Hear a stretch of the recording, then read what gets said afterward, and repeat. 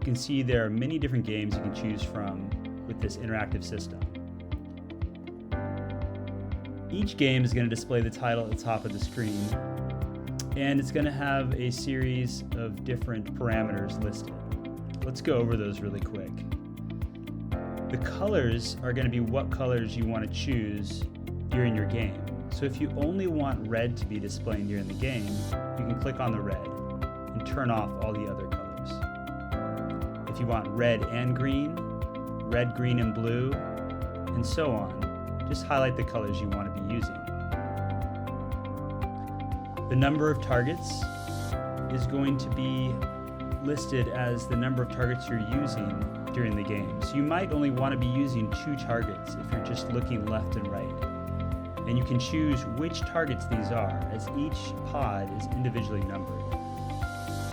When you first connect to your pods, you'll see at the top of the screen the app system connecting to each pod. So it'll say something like 5 pods connected or 4 pods connected. Each charged pod should be able to turn on and be connected. The power button to the pod is just on the base of the pod, next to the charging input. The delay is how fast the pods are going to come on. So this might be different depending on what game you're playing. For instance, if we're doing random light up, you could have a 1 second between each pod changing to the next one. Or maybe 5 seconds if you're working with someone that's a little more challenged and quickly reacting. So it's nice to be able to change the speed depending on which patient you're with. This might be different for something like the sequence game where 5 different colors flash at once. You could maybe slow that down so they can have a little more time to see each color before then having to find those 5 colors. You can view all these games on our instruction page, and each game will have an individual video describing the game.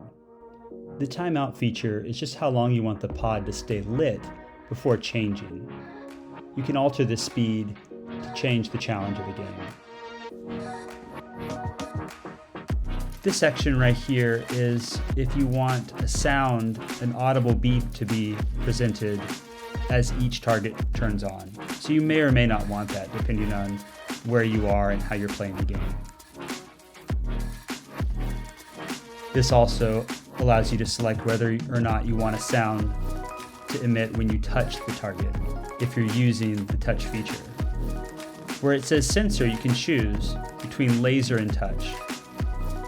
Most of these games you're going to be playing this with the laser feature, but if you wanted to touch the pods, you could certainly select touch and play the same games like you would any interactive pod system, but they're going to be activated this time by touching the target. You can also change whether or not you want the target to flash when it turns on. These are the basic parameters on all the games. They may vary slightly, but they're all pretty much the same. And as you play the games and adjust these parameters, you'll get a feel for how you might use these differently with different clients. After the game's over in the real-time data section, you're going to see hits and misses and basic breakdown of the performance of the game that was played, which is really cool because you can then show your client after you're done playing how well they did. And we can save this data and use it in further sessions to show the client that they are getting better or show them areas that they're really struggling on.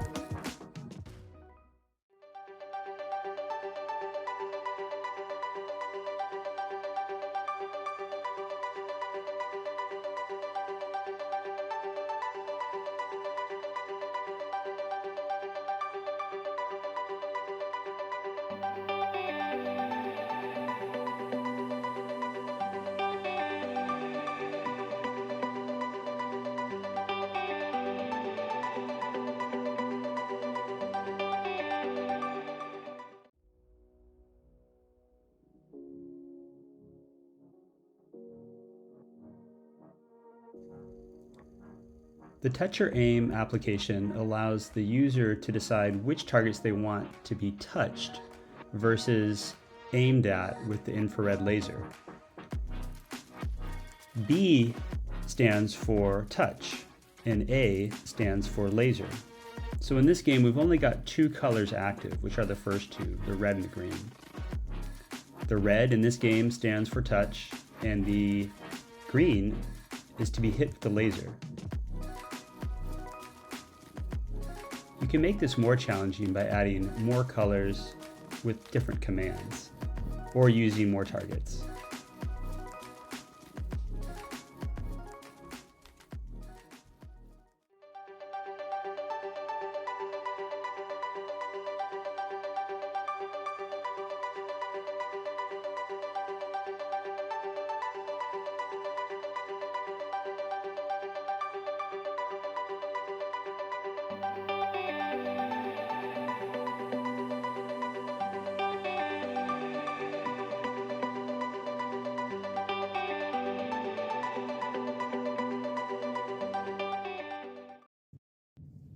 Hi everybody, this is Eric with Motion Guidance, and I'm here to walk you through a few of the functionalities with our new NeuroStation. Right now I have 5 pods on the NeuroStation.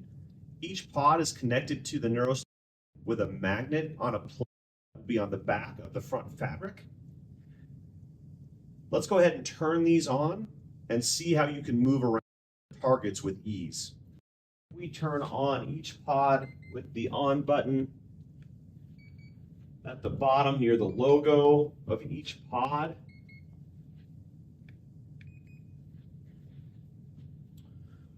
Once these are on, with gentle pressure, you could slide these on the fabric into different locations. If you pull too firmly on the pod, it might disconnect the magnet in the back. If you're moving quickly, the same thing can happen.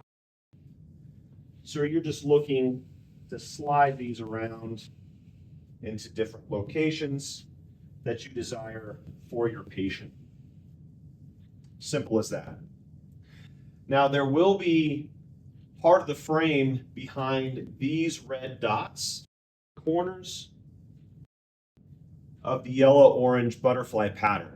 So if you are going to slide the pod across those areas, you want to be cautious to gently pull the fabric forward as you're sliding, not engage the plate onto the frame. This might disconnect the magnet from the pod. Okay? Once you're set up with the design that you want with your pods, you can go into the Motion Guidance Interactive app and hit the reconnect button, and the Bluetooth will engage onto the pods and you'll see the flashing lights turn off. From there, you can run any game on the Motion Guidance app that you're subscribed to, and then continue to move the pods around as you need to for each individual client.